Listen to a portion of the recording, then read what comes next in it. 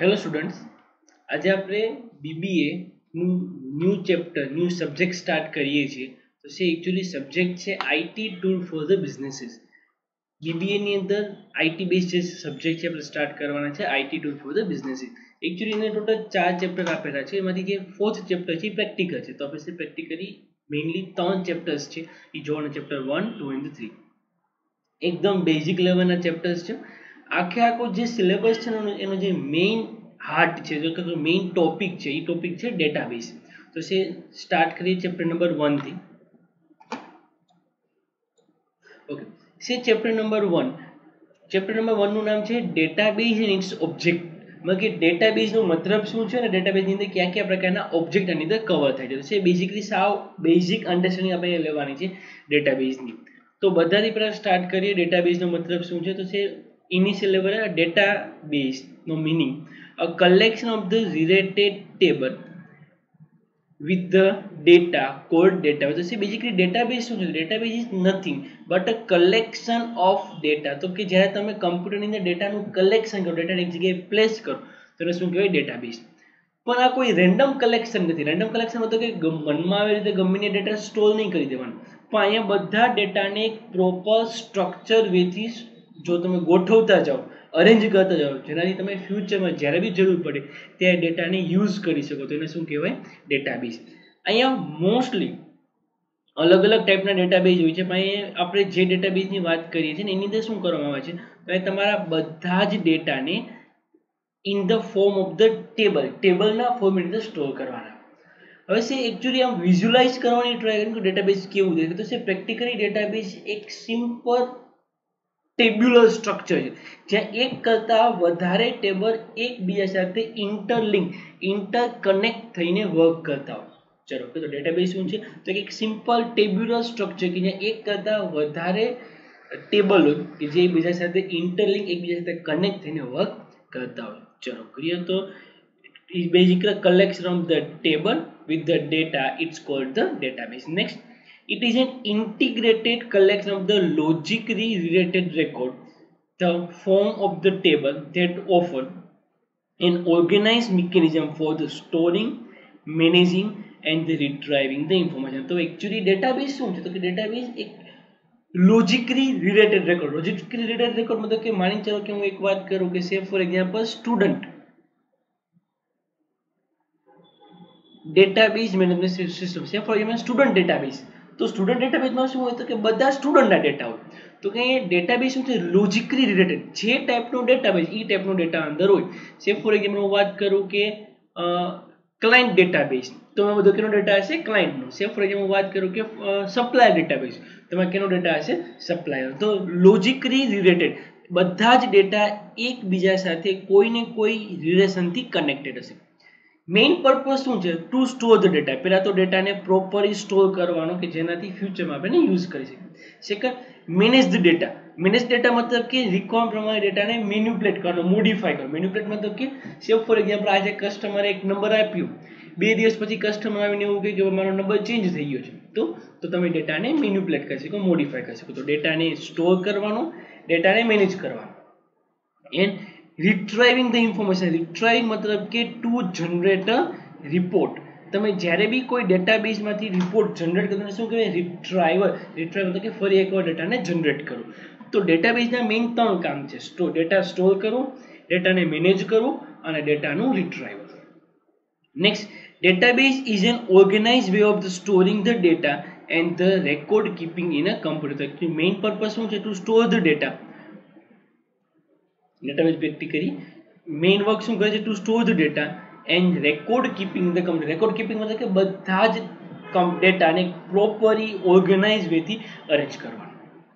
Next, the information is organise in such a way that computer program can quickly find and select the desired piece of the data. તો અહીંયા શું કરવામાં આવે છે? તમારો જે બી ડેટા છે એ ડેટાને એટલો પરફેક્ટલી ઓર્ગેનાઇઝ કરવામાં છે, અરેન્જ કરવામાં આવે છે, જેનાથી જ્યારે બી જરૂર પડે ત્યારે કમ્પ્યુટર પ્રોગ્રામ મતલબ શું થાય? કોઈ બી આપણા સોફ્ટવેર જે તમારા ડેટાને ઇઝીલી એક્સેસ કરી શકે, ફાઇન્ડ કરી શકે અને સિલેક્ટ કરી શકે.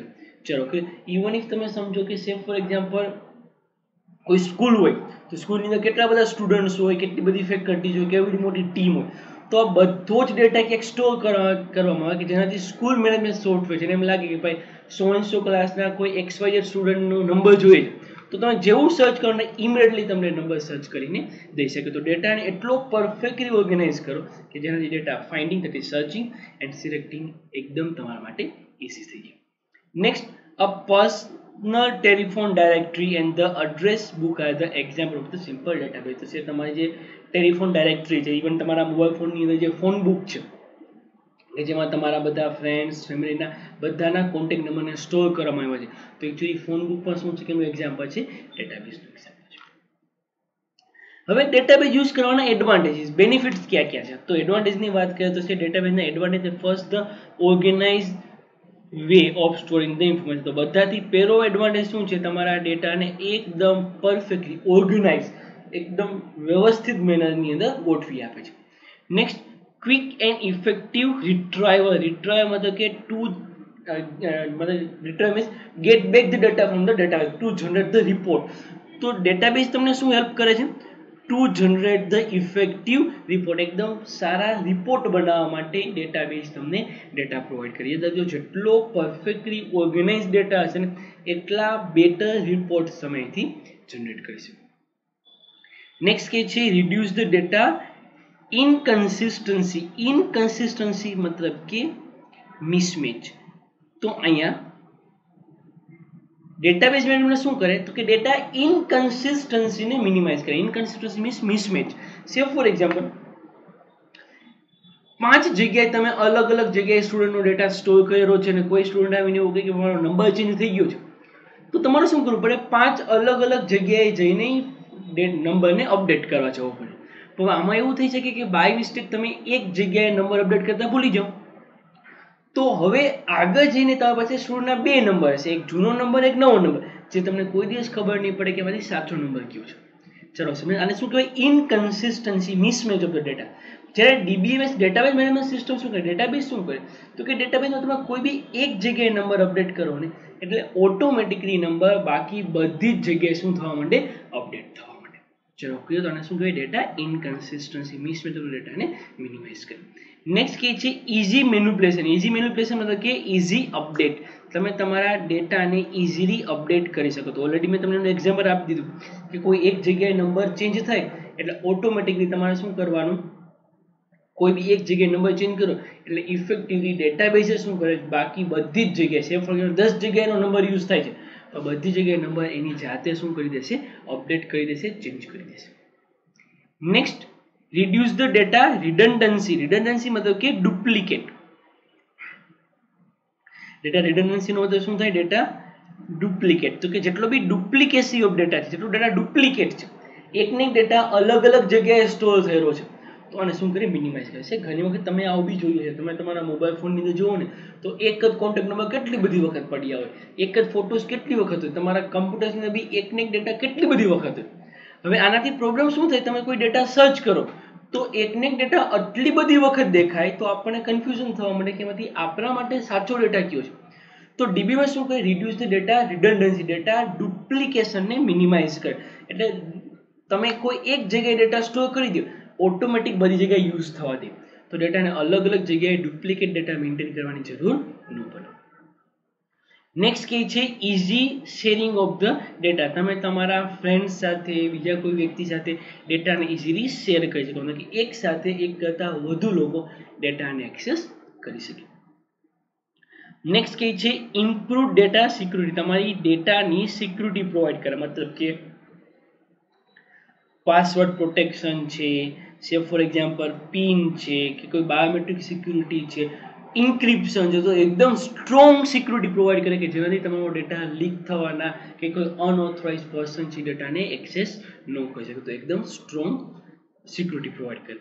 Next, maintain the data integrity. ઇન્ટિગ્રિટીનો મતલબ થાય ઓનલી ઓથોરાઇઝ યુઝર ડેટાને અપડેટ કરી શકે. મતલબ કે જે વ્યક્તિ ઓથોરાઇઝ નથી એ વ્યક્તિ ડેટાનો એક્સેસ કરી શકે નહીં. સોરી, જે વ્યક્તિ ઓથોરાઇઝ નથી વ્યક્તિ ડેટાને મેનિપ્યુલેટ ન કરી શકે, એને કહેવાય ઇન્ટિગ્રિટી. અનઓથોરાઇઝ ડેટા મેનિપ્યુલેશનને અટકાવે. તો જેની માની ચાલો કે સેફ ફોર એક્ઝામ્પલ તમારા કોઈ સ્ટુડન્ટનો કોન્ટેક્ટ નંબર અપડેટ કરવો છે, તો આ કેસમાં તમે તમારી જાતે અપડેટ ન કરી શકો. જેવા તમે અપડેટ કરવા જાઓ ને એટલે ડેટાબેઝ તમને પૂછે ભાઈ તમારો પાસવર્ડ આપો. તમે જેવો પાસવર્ડ આપશો ને તમને લાગશે કે ઓકે કે યસ આ પાસવર્ડ સાચો છે, મતલબ કે તમે ઓથોરાઇઝ છો, તો જ કોન્ટેક્ટ નંબર અપડેટ કરવાની પરમિશન મળશે. અધરવાઇઝ કોન્ટેક્ટ નંબર અપડેટ કરવાની પરમિશન નહીં મળે. ચલો ક્લિયર. તો ડેટા ઇન્ટિગ્રિટીને અહીંયા મેન્ટેન કરે છે. હવે ડેટાબેઝ ઓબ્જેક્ટ શું હોય ડેટાબેઝની અંદર, તો એટલે જસ્ટ એક સમરાઇઝ ફોર્મેટ જોઈ લે, પછી આપણે આ જ ટોપિકને હમણાં થોડા ટાઈમ પછી ડિટેલમાં જોવાના છીએ. તો start with the first table. Database શું છે? કલેક્શનનો ટેબલ. એક કરતાં વધારે ટેબલ એકબીજા સાથે ઇન્ટરકનેક્ટ થઈને કમ્યુનિકેટ કરે. તો database basically collection of the table. It store the data in a database. All data store in the table. એટલે જો ડેટાબેઝની અંદર જે બી ડેટા સ્ટોર કરવામાં આવે છે આ બધો ડેટા શું છે? ટેબલની અંદર સ્ટોર કરવામાં. ટેબલ તો આપણને બધાને ખબર છે. ઇવન અહીંયા બી તમે જુઓ છો આ બી એક પ્રકારનું શું છે? ટેબલ જ. ડેટાબેઝની અંદર કેટલા બધા ટેબલ છે કે જે એકબીજા સાથે ઇન્ટરલિંક થઈને વર્ક કરતા હોય. Next, query. It retrieves the data. It retrieves the data from the one or more table based on the selected criteria. તો છે retrieval નો મતલબ શું થાય? મેં તમને ઓલરેડી એવું સમજાવી દીધું કે તમે જ્યારે કોઈ સે ફોર એક્ઝામ્પલ સ્ટુડન્ટનો આપણી સ્કૂલની અંદર છે 1000 સ્ટુડન્ટ્સ છે. હવે તમે એવો કોઈ રિપોર્ટ કર્યો કે ભાઈ મને 10th ના સ્ટુડન્ટ્સ જોઈએ છે, તો એક સિલેક્ટેડ ક્રાઇટેરિયા શું છે કે એવા સ્ટુડન્ટ કે જે કરન્ટલી 10th સ્ટાન્ડર્ડની અંદર સ્ટડી કરે છે એનું એક લિસ્ટ જોઈએ છે. તો ક્વેરી મતલબ કે તમે ક્વેશ્ચન પૂછો ડેટાબેઝને અને ડેટાબેઝ તમને આન્સર આપે. તો ક્વેરી શું છે? એક ટાઈપના ક્વેશ્ચન્સ છે કે જે તમે ડેટાબેઝને પૂછો છો, જેની સામે ડેટાબેઝ તમને આન્સર આપે છે. Next, form. It let you enter the display data in the customise format. તો અહીંયા તમને શું કરવા આપે છે? ફોર્મ. તો કે ડેટાને ડિસ્પ્લે કરવા આપે. ફોર્મ એટલે શું હોય? તો કે એક પ્રકારનું ફિલ્ડ કે જેની અંદર તમને અલગ અલગ ડેટા મળી શકે છે. ફોર એક્ઝામ્પલ તમે ગૂગલની અંદર નવું અકાઉન્ટ ઓપન કરો છો, તો તમને જોયું હોય ને તો આવી રીતે તમને વસ્તુ આવે. અહીંયા એક આવે નેમ લખો, પછી અહીંયા સામે બ્લેન્ક હોય, પછી કે તમારો મોબાઈલ નંબર આપો, તો કે અહીંયા બ્લેન્ક હોય. આવી રીતે ડેટાને ફિલઅપ કરવા માટે ડેટાને તમે ત્યાંથી એન્ટર કરશો. You can enter the display data in the customise form. જ્યારે તમારે ટેબલની અંદર ડેટાને રેકોર્ડ કરવો હોય તો અહીંયા શું કરવાનું? તમે અહીંયા બધા નામ, મોબાઈલ નંબર, બાકી બધી ડિટેલ્સ ફિલઅપ કરી અને સબમિટ બટન ઉપર ક્લિક કરો ને એટલે ઓટોમેટિક બધો ડેટા ક્યાં જતો રહે? ફોર્મની અંદર સ્ટોર થવા માટે. Next, report. It display the data in a easy to read format for the printing. તો અહીંયા આપણે શું કરીએ છીએ? રિપોર્ટની અંદર તમારા ડેટાને રિપ્રેઝન્ટ કરે છે. ફોર એક્ઝામ્પલ તમે ક્વેરી આપી કે મને 10મા સ્ટાન્ડર્ડમાં સ્ટડી કરતા સ્ટુડન્ટનું લિસ્ટ જોઈએ છે, તો એ તો હાવ અનસ્ટ્રક્ચર હોય, તો તમે એને કેવી રીતે સમજી શકો? તો અહીંયા રિપોર્ટના ફોર્મેટની અંદર ક્વેરીમાંથી જે આન્સર આવે ને એ બધા જ આન્સરને રિપોર્ટના ફોર્મેટની અંદર તમને પ્રોવાઈડ કરવામાં આવે. મતલબ કે સે ફોર એક્ઝામ્પલ કે આવું રિપોર્ટ બનાવવામાં આવે કે જેમાં રોલ નંબર આપેલો હોય, સ્ટુડન્ટનું નામ આપેલું હોય, કોન્ટેક્ટ નંબર આપેલા હોય અને એડ્રેસ આપેલું હોય. તો જેનાથી તમે એક વખત ફોર્મ જોવો એટલે તમને ઓટોમેટિકલી વસ્તુ સમજાઈ જાય. તો report basically easy to read, easy to print, તમે ઇઝીલી એને પ્રિન્ટ કરી શકો આ ફોર્મેટની અંદર બધો ડેટા અરેન્જ કરેલો. Next, macro. It automate the task that are perform often. હવે સમજો અહીંયા શું છે? તો કે સેફ ફોર એક્ઝામ્પલ તમારે કોઈ એક્ટિવિટી કરવી છે, સેફ ફોર એક્ઝામ્પલ તમારે કોઈ પ્રોસેસિંગ કરવું છે, તો પ્રોસેસિંગ કરવા માટે એવી કેટલી વસ્તુ હોય કે જે તમારે એવરી ટાઈમ જ્યારે તમે ડેટા રેકોર્ડ કરો ત્યારે પ્રોસેસ કરવી પડે. તો મેક્રો શું કરે? એ બધી એક્ટિવિટીને ઓટોમેટિકલી કરી આપે. સે ફોર એક્ઝામ્પલ કોઈ સ્ટુડન્ટ છે એ કેપિટલમાં નામ લખે છે, કોઈ સ્ટુડન્ટ છે એ બધા સ્મોલમાં નામ લખે છે, કોઈ સ્ટુડન્ટ છે ફર્સ્ટ કેરેક્ટર કેપિટલ કરે છે, કોઈ સ્ટુડન્ટ છે બાકીના કેરેક્ટર સ્મોલ કરે છે. તો અલગ અલગ એંગલ્સથી બધા નામ લખે છે. પણ આપણે એવું નક્કી કર્યું નહીં, એવું ન થવું જોઈએ. મારા ડેટાબેઝની અંદર બધા જ સ્ટુડન્ટ નામ કેપિટલમાં જોવા જોઈએ. તો આવો તમે મેક્રો બનાવી શકો. મેક્રો શું? એક પ્રકારનું સોફ્ટવેર હોય. તમે આ પ્રકારનું એક સોફ્ટવેર બનાવી શકો ડેટાબેઝની અંદર કે સ્ટુડન્ટ ગમે તે રીતે નામ લખે, કેપિટલમાં લખે, સ્મોલમાં લખે કે પ્રોપરમાં લખે, જેવી રીતે લખી દે. પણ ડેટાબેઝમાં એ ડેટા કેવી રીતે સ્ટોર થાય? તો કે બધા જ નામ કેવી રીતે સ્ટોર થાય છે? કેપિટલની અંદર. તો એવી કોઈ એક્ટિવિટી જે તમારે કન્ટિન્યુઅસલી રિપીટેટિવલી કરવાની છે, તો આ કેસમાં રિપીટેટિવલી એક્ટિવિટી કરવા માટે તમે શું યુઝ કરી શકો? મેક્રો યુઝ કરી શકો. અને લાસ્ટ છે મોડ્યુલ. તો it contain the programming statement written in the VBA. VBA મતલબ કે visual basic for application in the programming language. તો એકચ્યુઅલી જે માઇક્રો છે ને, એ માઇક્રો જ્યાં સ્ટોર થાય, એક કરતાં વધારે માઇક્રોનું જ્યાં complete collection of the reports હોય, આ બધાને શું કહેવાય? મોડ્યુલ્સ. કે જેની અંદર તમે આ બધી પ્રકારનું પ્રોગ્રામિંગ કેવી રીતે કરવાનું છે, કેવી રીતે પ્રોસેસિંગ થવાના છે, કેવી રીતે રિપોર્ટ્સ બનવાના છે, રિપોર્ટ બનાવવા માટે કયા પ્રકારનું એનાલિસિસનું જે બી પ્રોગ્રામિંગ છે, તમારે પ્રોગ્રામિંગ લેંગ્વેજ VBA ની અંદર બધી વસ્તુ ત્યાં રાઇટ ડાઉન કરવી પડે, કે જેનાથી ઓટોમેટિક બધી વસ્તુ બનવાની સ્ટાર્ટ થાય. ચલો, તો આ બધા બેઝિક ઓબ્જેક્ટિવ છે. આ બધા જ ઓબ્જેક્ટિવ પર આપણે નેક્સ્ટ લેક્ચર્સની અંદર એકદમ ડિટેલ આગળ જોશું. Next is the database management system, the DBMS. હવે આપણને ખબર પડે કે ડેટાબેઝ શું છે. તો ડેટાબેઝ શું છે? કંઈ નહીં, કલેક્શન ઓફ ધ ટેબલ. હવે ટેબલને મેનેજ કરવા માટે, ટેબલને ગોઠવવા માટે, ડેટા સ્ટોર કરવા માટે, ડેટા રિટ્રાઈવ કરવા માટે આપણે કોઈ સોફ્ટવેરની મદદ લેવી પડે. તો ડેટાબેઝની અંદર ડેટા સ્ટોર કરવા માટે, રિપોર્ટ્સ બનાવવા માટે, ક્વેરી રન કરવા માટે, એનાલિસિસ કરવા માટે તમે જે સોફ્ટવેરની મદદ લ્યો ને, એ સોફ્ટવેરને ટેકનિકલ લેંગ્વેજમાં શું કહેવાય? Database management system. તો DBMS. ચલો કે ડેટાબેઝ મેનેજમેન્ટ સિસ્ટમ. હવે DBMS શું છે? જો DBMS છે સોફ્ટવેર. યસ, અહીંયા આવશે S. એકચ્યુઅલી છે DBMS.